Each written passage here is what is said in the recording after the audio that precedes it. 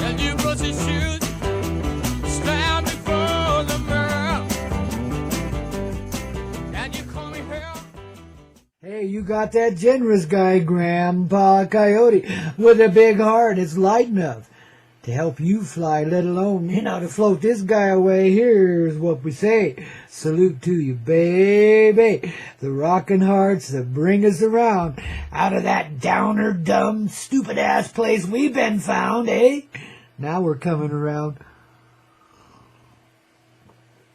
Oh, and it's a party town, babies. We got to do a wake and bake right now, just for the celebrities' sake that are tuning in here, man. All you rock stars out there, you need a little more buzz, so here, let me help you get it. Mary J is always there to help us along the way. The kind mother love that will never fail you. If you just, let her help you out a little bit. I wanted to say something about regalia, but we don't need to be all dressed up like that, do we?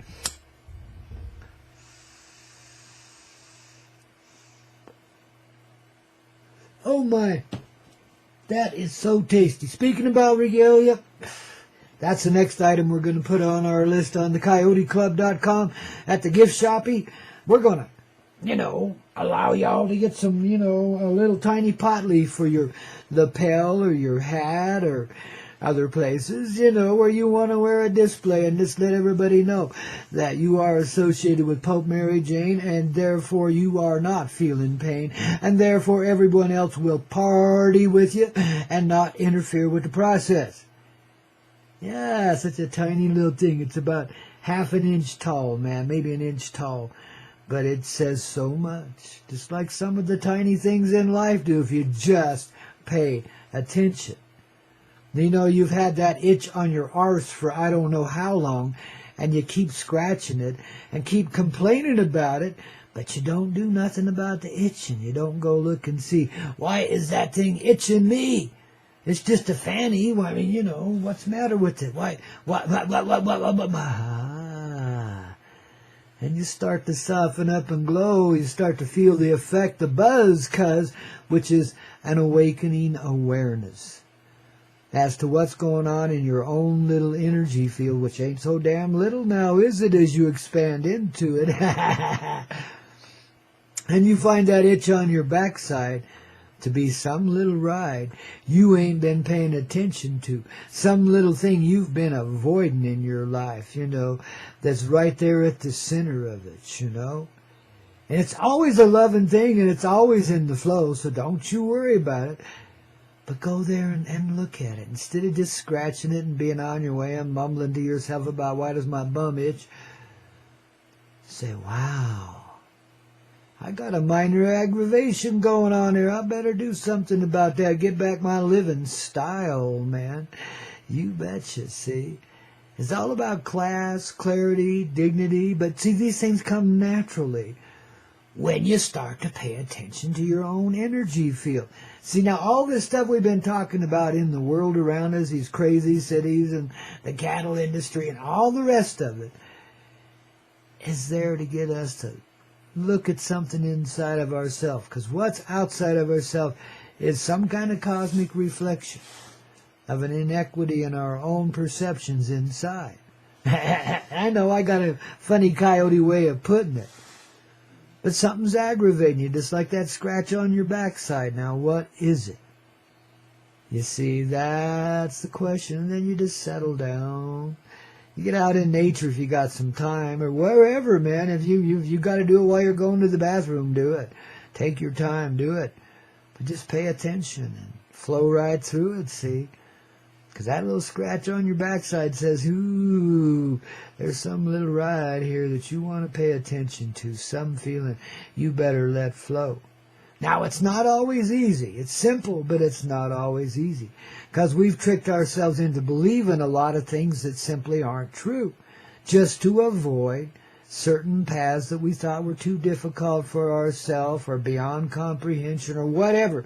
We always got some little fear attached to it, of course. Not realizing the path we're called on might not be the way you're seeing it.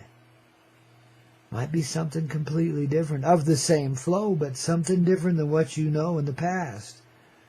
See, because we're living life kind of fast now by comparison. We're going through our little personal defects, boom, boom, boom, like dominoes falling into place. You know, I mean, it's just boom, boom, boom, boom, boom. Just as you start the momentum of it, it just starts unraveling the whole thing. Of course, some people are going to feel broken and scattered because of that, because they really don't understand the process. Well, that's why Grandpa's here, help you stay steady in it, get it clear. You know, coach you away. That's what I do, man. I'm just little assistant DJ. Just like my Obi-Wan Kenobi, who's now gone on his way to dream us into a better day. Beautiful guy that he is. I tell you, babies, this... You know, again, the animal kingdom comes up heart in my face. And I know y'all understand because y'all have your own associations with different forms of animals. But let this be the one, this primary one that you share with your dog or your cat or your horse or your llama or whatever, man. Let this be the one that helps you understand your association with all the rest of them. You see? Because that little doggy, that little kitty, that little llama is there to help set you free. Not just by the loyalty of its love. Sometimes by even its mischievous nature, yeah. But it's there to remind you of the simplicity of your own sweet heart. And of the sincere, real nature of the powerful love inside of yourself. That's born of the same innocence you see in those animals.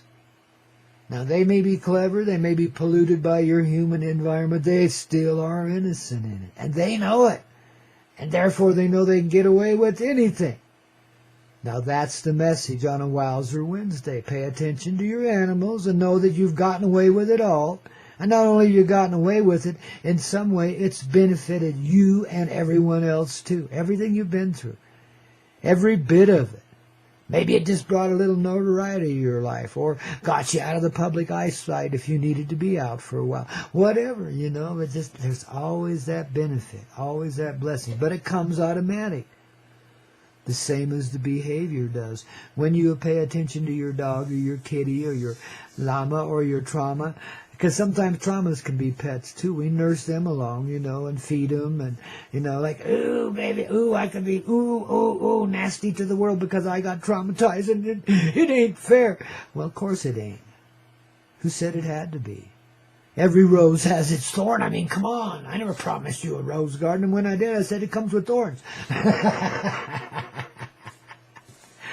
You see what I mean, baby? Lighten up. Take the ride of the innocent animal. Yeah, the innocent child inside of yourself, who is kind of an animal, absolutely. It's got its own little primal feelings. Primal blessings, really, because everything that it draws to it, you know, in those feelings, is a blessing, and that's the way it experiences it, all of it. It doesn't know any better yet, and it's never going to know any better. It let you take the hard walk while it just coasted inside the heart and waited.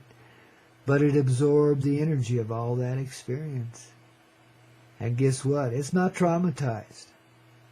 Parts of you may be surrounding it, but it is not traumatized. Your baby child, the innocent one, how can you traumatize the innocent?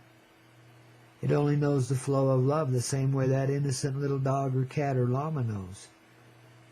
And if you've got a llama, baby, consider yourself quite charmed because they don't hang out with just anybody. You know, they can be ornery as hell. But if you've got a llama for a pet, just feel yourself in an honored crowd, an honored family, you know, because hearts like that don't often associate with ours in a very direct way like that. And when they do, it's beautiful. It's like having a pet camel or something, same way. Or a pet elephant, same way. If you're in one of those places, man, appreciate the association you have there. Because that makes you a real special human being. Not only are you a communicator, you're one who can allow the vibe to flow through them and affect the entire tribe. Well, we all have that ability. Some are just a little more consciously present in it than others for the moment. We're getting to this field of equity quick. That's the finish line where everybody is in it together and we all step across the finish line together. Even Donald Rumsfeld, the little heinous little dog, even him. Well, we might make Miss Clinton wait a little bit just for fun. I mean, you know, she's been such a little RF, you know, with Raffink. You know, you could take it as another way. That's a oops. But nah, we'll let her in today too. As long as they got the heart, they got the innocent art going on. Everybody's cool.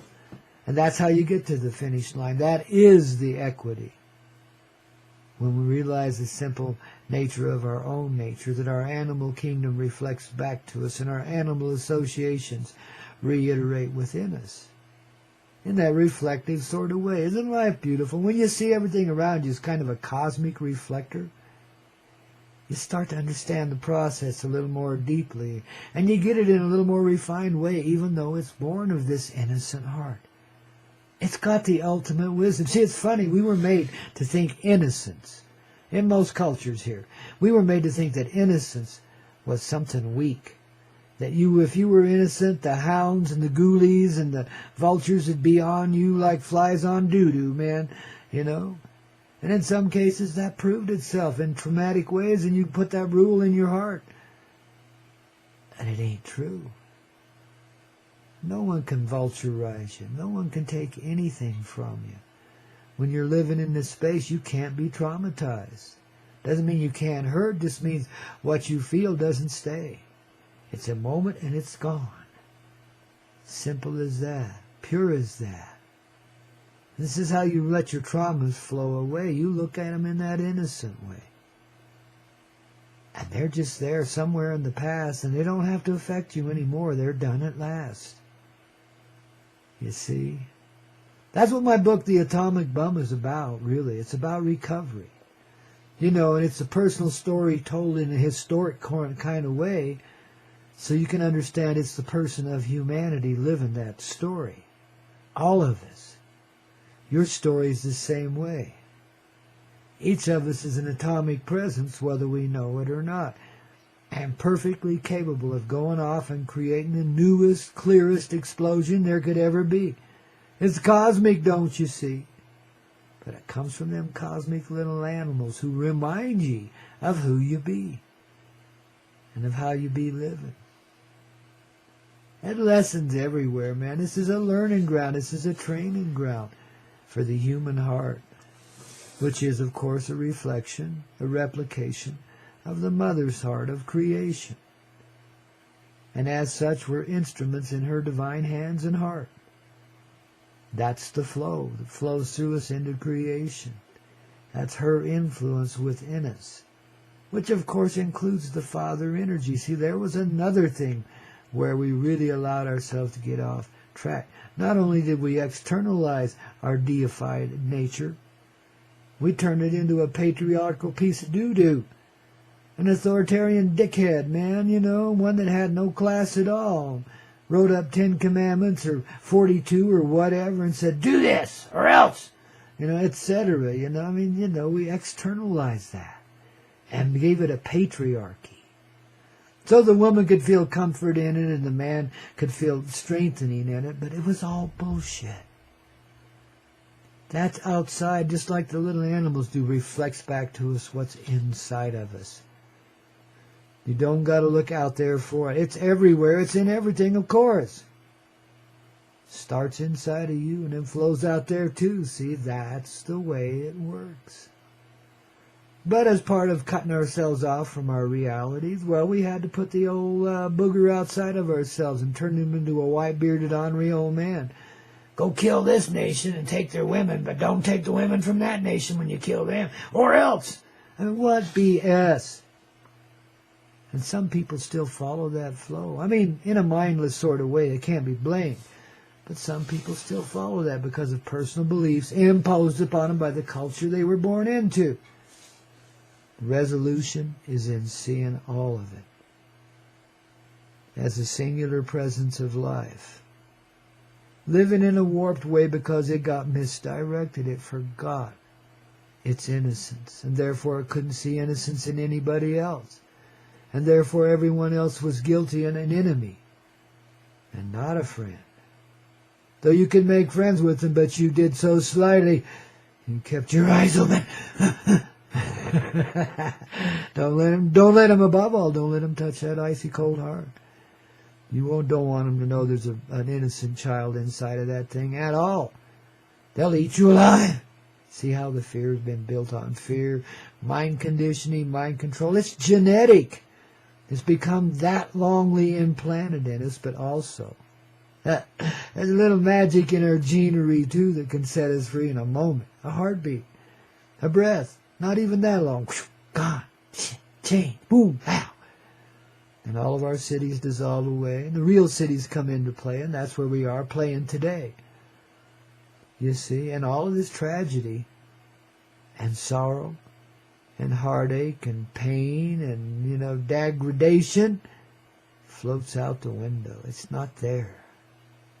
There's a true, peaceful, simple, pure, loving heart living in every human being and all the animals and birds, bees, and trees that surround us, too. And it's very happy to be alive and living. And being able to dance to the tunage of the Vibe Tribe here on the Coyote Medicine Show, don't you know? As we get such stars as like, even Ray Stevens have a place here every now and then. How about that? Everything is beautiful because we allow it to be. We see it the way the innocent animals do. Have you noticed how they're fascinated by the world around them? Oki's one of the most observant little dogs I ever seen. He plots out landmarks and paths his trail in case I drop him off somewhere when we're traveling. He'll be able to find his way back. And if he's sturdy enough to do it, I'm sure he would too, man. I see that little bugger doing it, but he just thoroughly enjoys traveling. He thoroughly enjoys any experience that he and I share.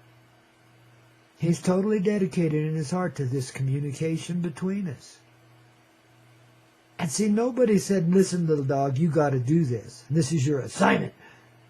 No, it just came to him naturally. And the dog came to me in a natural sort of way as a rescue from another person who couldn't take care of him anymore. So it all worked out perfectly. Same way life does when you live it magically, like the dogs and cats, and so forth.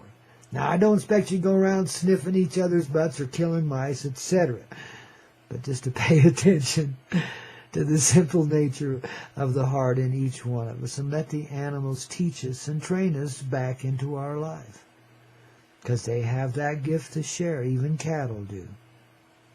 You think they're the dumbest beasts on earth. They're not. They're extremely intelligent. Extremely so. I mean, you've been around horses a bit, you know that too. But cattle will fool you. Because they seem so damn dumb. They like you to think of them that way. And they'll outsmart you every time because of it. If they want to be that way. But see, a cattle's nature is not to be in rebellion. Unless you're tormenting them in some way, then they will, of course, act. Anybody would. But their nature is to go along to get along. Despite their other stubborn aspects that just come flying out of them at times. Their real nature is to go along to get along, and that's why they could put up with such tragedies as what's been committed against their tribe for so long now. But especially these last 20, 30 years, it's really gotten obscene and heartless beyond belief. But of course, as we realize our changes, then those changes fall into place in other human beings that have communication with animals too, but have long since denied it. And I'm telling you, these packing plants, they just dissolve away. These feed yards, these heinous activities that we've been up to in the slaughtering way, gone away. We never believed in it in the first place. We just got fooled into it, that's all. Everybody plays the fool every now and then, and all of us have. For educational purposes, we've taken ourselves completely away from our heart and told ourselves, okay, now you got to find your way back.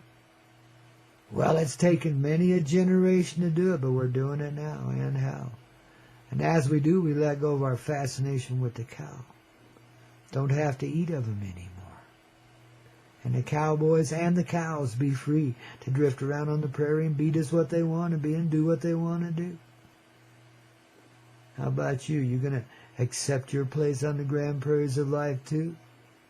I reckoned you would. I mean, when you make it so appealing, it's like, handing you forth a chocolate sundae with cherries on top and all them sweet little salty nuts on it and so forth, man. It's irresistible, in other words. When it's displayed in a bouquet of truth, eh? Well, that's what we share with you each and every day here. Flowers from Algernon, the one who taught us a lesson back in the 60s. Now, if you don't know what that means, go look up Flowers for Algernon on YouTube, full movie. See if you can't find that, I haven't watched that thing in a gazillion years. But that was the gift of life, showing you the same lesson I'm talking about right now, in an odd and genetically altered sort of way. See, humanity knows its own lessons. It just takes its time to learn them, remember them. Takes a while to catch on. Just have to be a little patient with yourself. But never ignore the itch on your arse, ever. There's a reason, man. And there might be something there that the body's trying to tell you. Same way the animals try to tell you, sometimes with their pleading eyes. Listen up, mama. Listen up, papa. You ain't getting it. Pay attention, It's a whole different way of being. It's a whole different level of life. And I know some of you are living it in partiality already. And you just allow the fullness of it to settle in. Then it seems natural, because it is. That's when we move beyond this view of harsh nature and of our need and necessity to fight with it to get anything out of it. That's when we learn and remember how it is to live in the flow. Now, come on, let's go on down to Fire Lake Party a little more, shall we? So says Grandpa here on the Coyote Medicine Show, only and exclusively on the center of your universal heart, the Hazy Radio Network, the active side of town, because we're bringing you around, baby, in a rock and roll sort of way. Hey, Bobby, man, oh, baby, go, just do, wow, and how.